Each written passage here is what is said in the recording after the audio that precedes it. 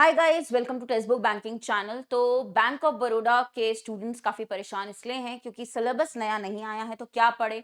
और exam date tentative आई है अभी, तो नया सिलेबस कब तक आएगा।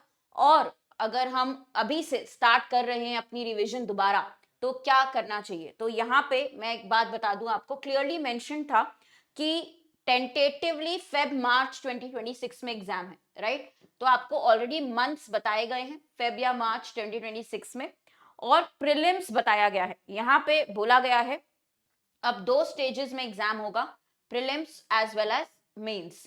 तो ज्यादातर ये कब होता है पैटर्न फॉलो, जब आपका ये बैंकिंग वाला जो पैटर्न होता है, प्रॉपर क्लर्क लेवल जो पैटर्न हम करते हैं। हालांकि इस पर्टिकुलर पोस्ट के लिए, असिस्टेंट के लिए, ये गलत है कि इतना ज्यादा लंबा प्रोसेस करवाया जा रहा है कि हम दोनों ही प्री अलग से फिर मेंस भी दें।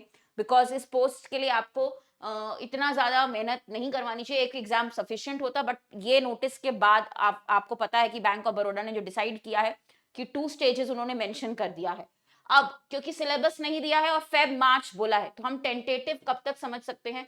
मोस्ट लाइकली मिड जैन तक आपका आ जाएगा क्या, पूरा सिलेबस, नया syllabus. Mid Jan, max to max आपका मिड जनवरी को, मिड जनवरी तक, 15 तक, 15 से पहले ही बल्कि आपका सिलेबस आ जाएगा बैंक ऑफ बड़ौदा का नया, जो आपका इस पर्टिकुलर एग्जाम के लिए सिलेबस है, ठीक है। बट उसके लिए भी अगर आप 15 दिन हैं आपके पास और अभी नहीं सिलेबस आया जनवरी का, आप लोग वेट ना करते हुए क्या प्रिपरेशन अभी कर सकते हैं।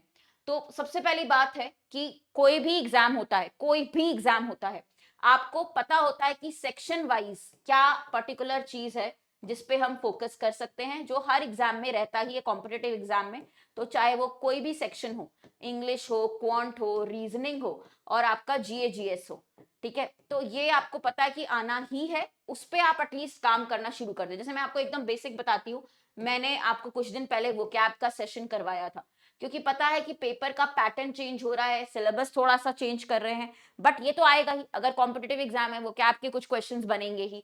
क्वांट में भी अगर आप देखोगे, स्पीड मैथ आपकी काम आनी ही है, ठीक है, तो स्पीड मैथ पे काम कर सकते हैं।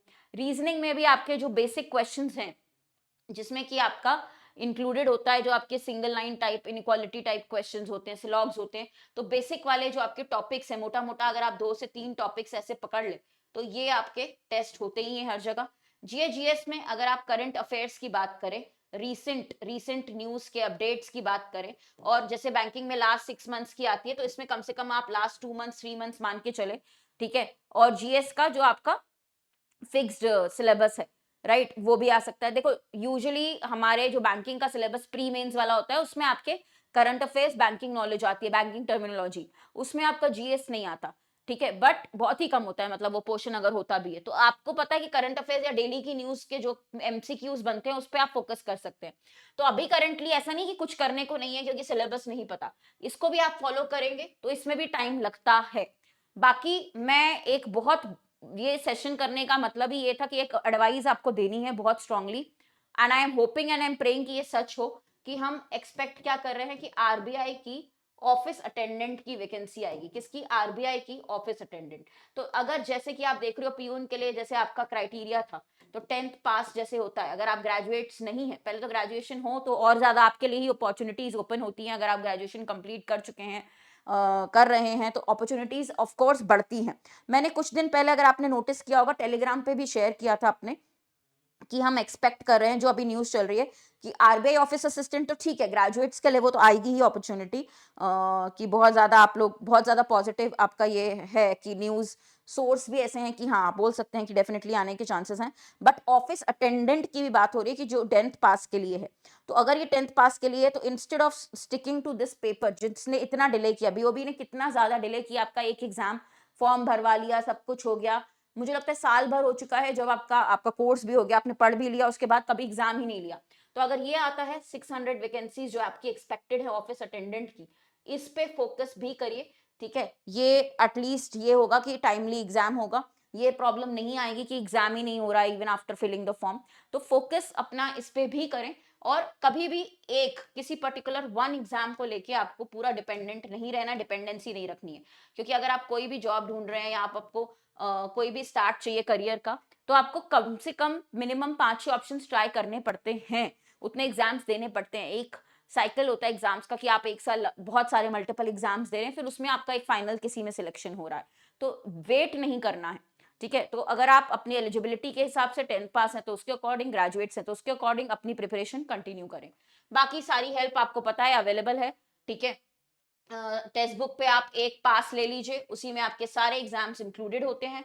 मेरा कोड है हर्षिता, क्योंकि अभी न्यू ईयर टाइम है, न्यू ईयर सेल ऑन है, तो आपको 1.5 साल के लिए 1.5 ईयर्स के लिए 12 प्लस 6 मंथ्स एक्स्ट्रा 899 रुपीज में मेरे कोड पे मैक्सिमम ऑफ मिलेगा। इसी में आपका बीओबी का भी हम बैच लेके आएंगे, साथ में निर्माण फाउंडेशन, अगर आप फाउंडेशन पढ़ लेते हैं तो ये सारे एग्जाम्स को कवर करता है।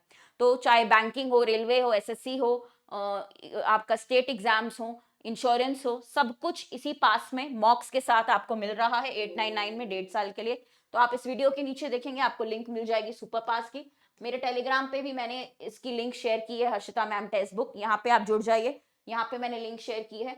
तो आप क्या करेंगे, यहाँ से एनरोल कर सकते हैं, आपको यही ऑप्शंस दिख रहे होंगे। हाँ, अभी अप्लाई कूपन पे जाएंगे तो आपको कम दिखेगा, HARSHITA। तो मेरे कोड पे, हर्षिता कोड पे, यू कैन परचेज 899 में 1.5 ईयर्स। और ये मैं क्यों बोल रही हूँ कि नए साल से नई शुरुआत, बट अगेन एडवाइस यही रहेगी मल्टीपल एग्जाम्स की। तो मिड जैन तक हम एक्सपेक्ट कर रहे हैं कि आपका नया पैटर्न एग्जाम का सिलेबस सब कुछ क्लियर हो जाएगा, बट उसके पहले आप अपने बेसिक स्ट्रॉन्ग कर लें। तो स्पीड मैथ, वोकैब पे काम, बेसिक वोकैब पे, बेसिक आपके करंट अफेयर्स जो आप डेली फॉलो करते हैं, इनको आप रेगुलर रखिए। ठीक है, मैं कुछ नोट्स वगैरह भी यहाँ शेयर करती हूँ डेली इंग्लिश के, तो ये भी आपके लिए बहुत अच्छा ग्रुप है टेक्स्ट बुक का, हर्षिता मैम टेक्स्ट बुक। यहाँ पे भी आप लोग एक्टिवली पार्टिसिपेट करें और देखते रहें। ठीक है, बाकी happy new year in advance, और क्लासेस में मिलते हैं। Thank you.